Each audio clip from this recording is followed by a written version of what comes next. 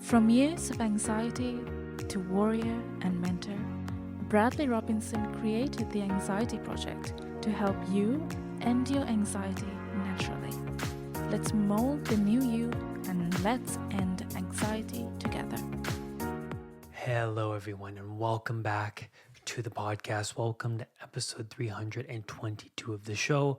I'm Brad Robinson, and today let's talk about the anxiety response. Let's go into detail about this ancient brain structure that's causing you a lot of concern and chaos that you might not even know is anxiety. But hopefully this podcast opens your eyes, opens the gateway to something larger than yourself, something bigger, something that you can actually control rather than this thing controlling you. If you haven't listened to last week's episode, it's so good because I talk about this social anxiety realization I had, coming into contact with the small inner voices and then building upon my competence and that bleeding out to social situations. And then I talk about systematically, going into situations that make you feel uncomfortable and engaging in the little small voice. But yeah, you got to go listen to that one. It's so good. And then the one before, I talked to Emerald Wilkins, which was so awesome. If you haven't listened to that, you have to check that one out. It's so good. She talks about the shadow. She's asking me great questions about my, hedonistic past that, is unraveling on the podcast to like why I, did the bad behaviors and how that led to anxiety, and then what I did instead to manifest more of my potential. And it's so good. And she's a great coach, and I highly recommend that you go to her channel, the Diamond Net. It's awesome. But today we're diving into the anxiety response, a deeper understanding of this ancient brain structure. And anxiety comes when there's a mismatch between what is desired and then what actually unfolds in reality.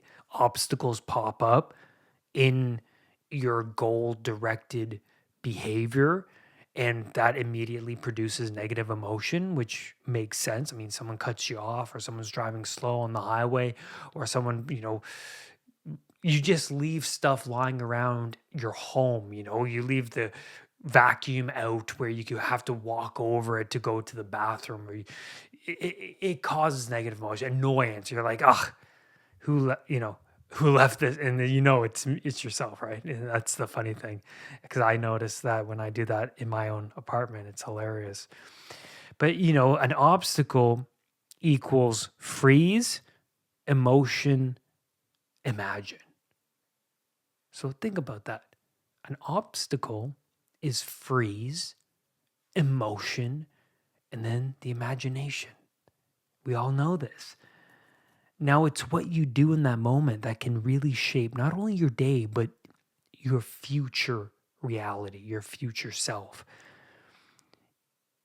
You can throw a giant fit in that moment. You can curse and shake your fist at the world and at whoever is causing this disruption in your goal-directed behavior.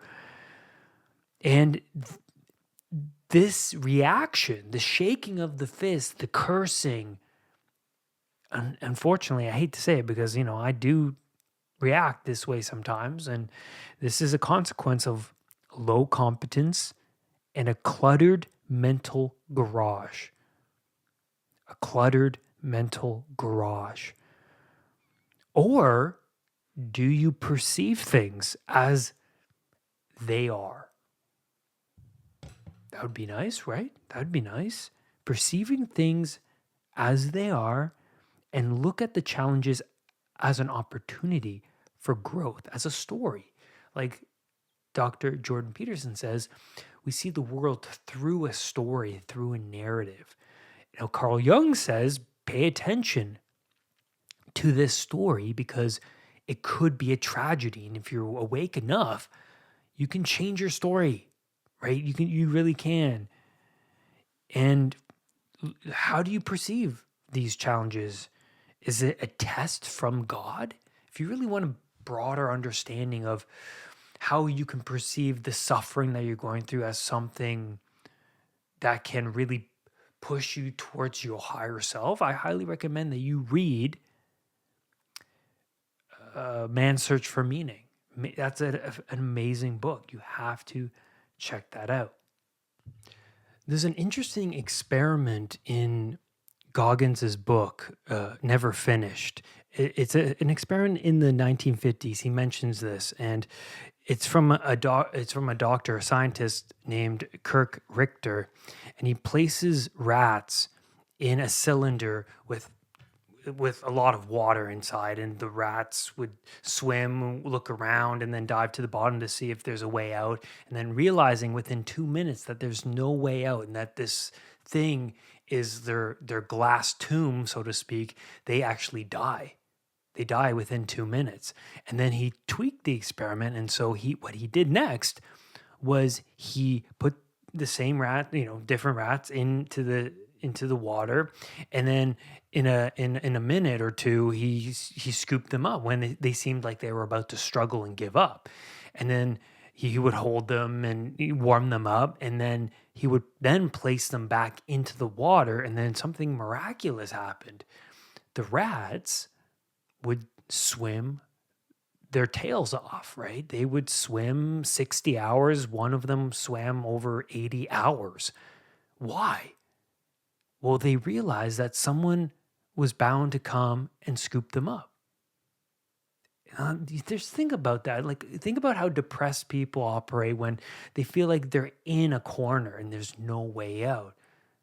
Giving up their life, ending their own life is something. But that hope was never introduced to them. And that hope for a lot of people is that person, the role model, the one that's overcame Christ, for example, finding God, finding that person who suffered from anxiety and overcame it. And the reason why I'm bringing this up is because what's the big question of our existence? What drives us forward when we are in the unknown, when we're suffering? If you're awake enough, you know that chaos will take a piece of you. And a lot of people do, because, you wind up in very deep and dire situations because of your own doing, but also the randomness of existence. And if you're not awake enough, chaos will take that piece from you if there aren't any sufficient sacrifices being made from you. Now, that's a very interesting thing, because we sacrifice to chaos. We sacrifice to the goddess of chaos, Kali, the Hindu goddess. And what that means, it's so powerful, is that we know that chaos is everywhere. Chaos is a deity, right? And you can look at Satan as the chaos of deity. And we make sacrifices to Satan in a way where we don't fall into hell, where we have to meet him. We know that Satan exists, but we make the sacrifices towards a higher being. We make the sacrifices so that we don't have to fall into the grips of hell itself. And we end up partying, drinking too much, eating fast food, over consuming food, binging TV, shopping. And these all have their consequences, and we may not realize it until it's too late, until things get too out of hand, until it causes problems in the relationship, until you wake up and realize that no matter how many things I buy, I'm still miserable. Oh no, this is not the answer. This is not working. This formula doesn't work. You see a pattern there, and we see patterns everywhere. If you want to read more about patterns, you dive into Carl Jung and you go into the archetypes and the hero and the savior and what that person embodies. And that's fantastic. But there's the archetype of the mischievous, manipulator that winds up in very dire places, right? You overconsume because the little deity's saying, yeah, that'd be great if I had that. It'd be great if I looked this way, or if I consumed this and felt good in that moment because I, remember what happened last time, and your dopaminergic system lights up and it's game over. This inner monster has control over you. And so you decide to forfeit immediate gratification for thriving and more flourishing future self. That's interesting. But you have to be you have to know what that is, right? You have to have a vision of who that is, who you could be. Role models are important. That's why I bring up that experiment is, if you're in this glass box, not even glass, if it's just a cement shell of a place of hell and suffering that you're in, like, what's the escape? It's to not live. But there is that person out there. If you look to the heavens like Simba and say, I don't know what to do. I'm in a corner. And then what arises? The shaman. What happened to me in my anxiety recovery when I first started, when I was suffering, when I knew that my parents didn't know anything more about the suffering I was going through than I did? That shocked the heck out of me. That put me in that box. And then I decided to say, there has to be more than this. That was my internal dialogue. There has to be more to this. I'm not doing something right. That requires humility. You can't find God without humility. Simply put, you cannot find God without humility first. You have to be humble. I don't know. I'm sorry. I just don't know. So I have to look elsewhere. And then eventually I did find that role model. And so you have to have this vision of who you could be, and you as this hero, right? You are this hero of your life narrative. And the hero is the one who transforms himself or herself through voluntary suffering. Voluntary, it always comes back to that.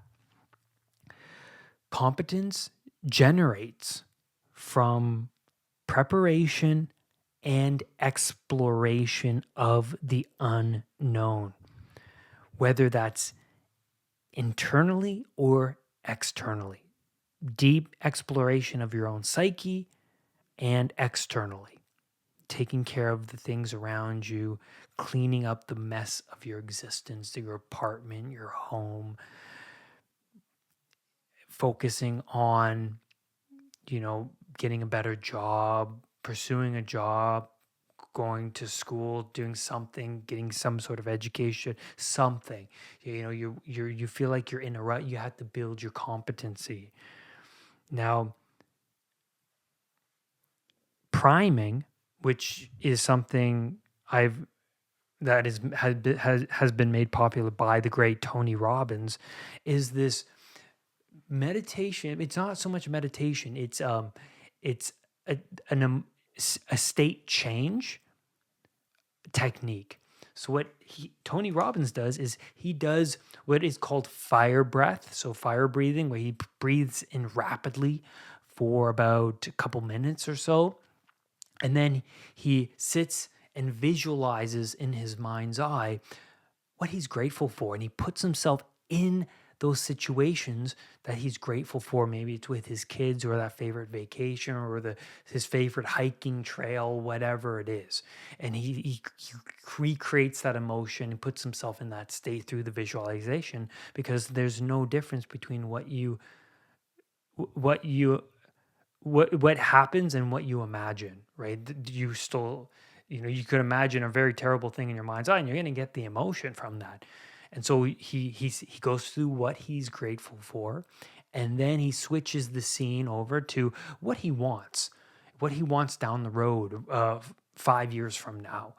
What does he want his life to look like? What does it look like? For me, I'm imagining myself, when I do this, I imagine a different place that we're living. I imagine progressing with the anxiety project and the channel. And, you know, I imagine myself working out and like getting into even better shape and challenging myself and growing and traveling.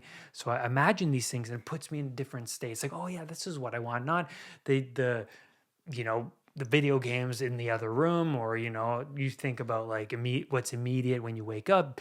This state puts you into a different way of perception, and and goal directed behavior. It sets an aim to where out into the future of where you want to go, and you're more likely going to drift the car in that direction if your eyes are constantly shifting out into a certain image of what you want to manifest. And then what I like to do is I like to then shift the scene to one other thing. That is, how do I want the day to go today? What do I imagine? How can I make the day better today? How can I improve? How can I, put my head on the pillow where I can feel proud of what I did today? And then that'll be great. It'll put me into that state. It's like, yeah, I want to focus on this. I want to focus on this. This is how I want to act. This is what I want to do. This is what I want to avoid. And just putting myself into what I want to manifest. Really, that's the goal here. And that's the exercise. And I'm going to leave a link below to that. I have it on Meditation Monday, where you can do that yourself anytime you want. I recommend every day. But what this does is it opens up the possibility, but it produces positive emotion because all of these things are positive, but also it makes the unknown of the future into something known, and it helps relax your anxiety. Very powerful. It helps you set yourself up for success. It's like putting on the armor before going into the dragon's lair. That's what it is. And so it does bring you into a different state. It changes the state. It changes your goal-directed behavior in a very small way, but in over time, you shift the car, you keep drifting enough, you're going to wind up in a totally different place than where you were like a year ago. So the next thing I want to talk about is the brain making associations. And this is very powerful. What's explored or what's familiar and what's novel or concerning is how the brain operates. It's like, oh, this is what safety is. This is what is regular for me. The same routines, the same environment, the same route that you take to work. And then there's novelty and there's obstacles. And the mall, the classroom, the subway, the elevator, the airplane, they can all be novel to people. That's the thing. Something that is deemed to be normal, or it's people that act, calmly on an airplane, can seem like a tomb to somebody else. And that's what's so interesting. So that's the question here, is how can something like that be novel to one person and anxiety provoking and fear provoking, but also be relaxing and exciting to another person? That's so interesting. Associations. They've panicked in a place where they felt trapped and judged, away from their safe zone. And their brain now attaches this place to be something fearful and to be avoided. Now, how does one get into that position? Well, think of the cluttered garage of the mind. Okay, think of that.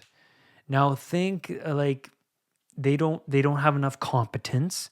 Like we talked about the previous podcast episode. There's a lack of competence. So there's insecurity, lack of self-trust, a lot of chaos. They don't know how to deal with all of the changes. The more of the fog you're in, the more anxiety that you're going to acquire and deal with. And like I did when I was suffering from my anxiety disorder, too much disorder and not enough order. It really comes down to that. And now you have too many dragons to contend with. And so you're like, how am I gonna, like, just I can see them everywhere. How is this even gonna end well for me? And so what I do with clients is I say, well, pick one of those fears, because the bravery generalizes. And so what I mean by that is, well, the brain makes associations. You're making associations that this mall environment is causing you anxiety, panic. You're fearing that. Okay, great. You're fearing the subway too, and the elevator too, and all of these things. That makes sense because you now fear places where you're going to be away from your safe zone, and where you're going to feel judged by other people. And that's like humiliation, right? Before dying. Nobody wants that ever. And so you pick one of these environments that is causing you fear, and you systematically and slowly expose yourself to the environment until your bravery increases, and then you wind up eventually in the environment where you've learned techniques and strategies to calm the irrational mind, and then you start to learn to relax, and the brain, the amygdala, naturally gets bored of the environment. The more you're subjecting yourself to this environment, eventually you're going to be so bored that, well, you're going to, and not only that, you're going to have all of this confidence. It's not that the world gets less scary, it's that you get braver as a person. You learn to relax in situations where you don't have the control over them, because much of the world, we don't have control. We do have control over how we respond, how we can, well, what we can sacrifice every day so that our future selves can thrive.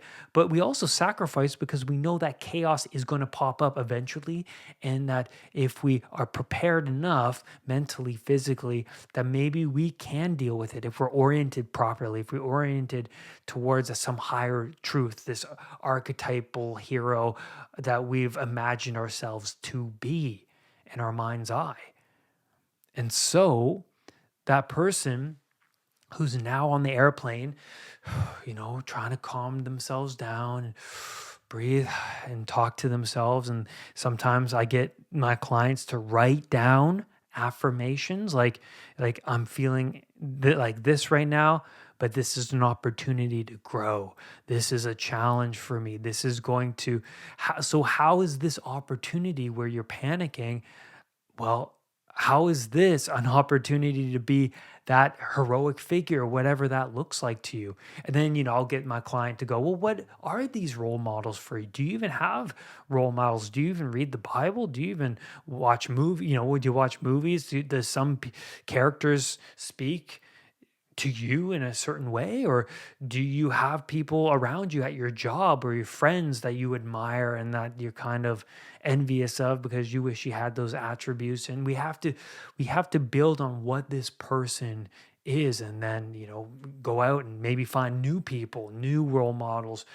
For me, it'd be like David Goggins, Wim Hof, Russell Brand, Jordan Peterson, just these great, and many more, definitely. But these are some of the big ones for me that I turn to, and obviously Jesus Christ being a new one for me, because I'm just learning and diving more into that domain for me, and that's opening my eyes to more of myself.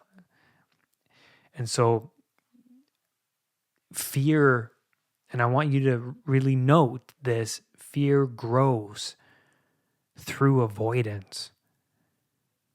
And so all those places away from that help and safety, and and where you may feel judged is a place to fear. And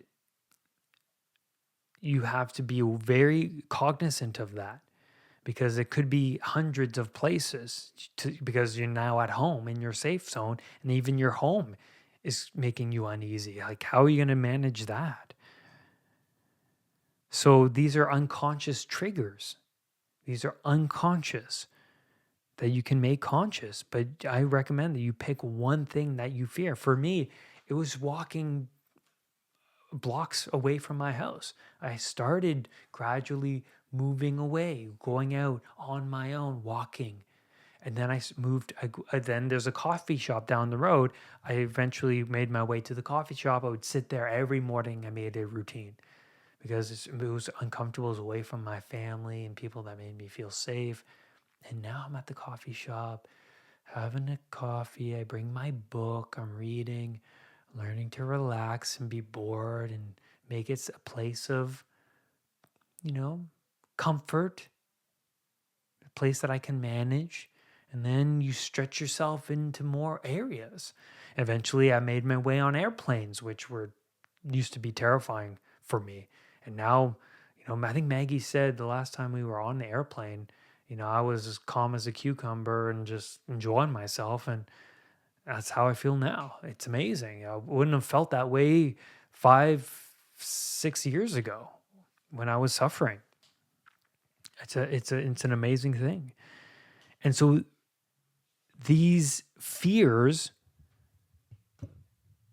are what you would find in some of the most powerful narratives out there, like the burning bush in Moses, and the snitch, or the burning bush in Exodus, and then the snitch in Harry Potter, and then the, what would you say, the voice of the cricket in Pinocchio, and the voice that comes to Moses, or Elijah, or Jonah and the whale.